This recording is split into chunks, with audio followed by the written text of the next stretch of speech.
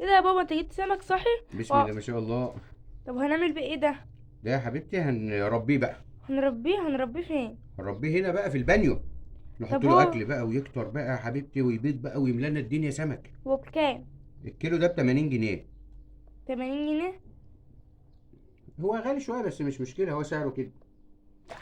مره واحد ركب معايا يا حبيبتي، خبير في الاسماك وفي الحاجات دي، قال لي المفروض في مصر السمك دوت يكون اكله الفقير. قلت له ازاي يا عم، ده كيلو ب 80 و 90 جنيه. قال لي لا، ربنا سبحانه وتعالى مدي لمصر دي موقع مميز، مديلها على البحر المتوسط اكتر من 1000 كيلو، وعلى البحر الاحمر زيهم، ونهر نيل في النص، ومديلها حوالي 8 او 9 بحيرات طبيعيه. ايوه. كنت بحسب بحيره المنزله بس، طلعت المنزله والبرولوس والبردويل وناصر، كتير بحيرات طبيعيه يطلع فيها الخير رباني. سمك بقى ايه، واكل من البحر كده طبيعي، ما كانش علف غالي ولا علف مش موجود ولا حاجه.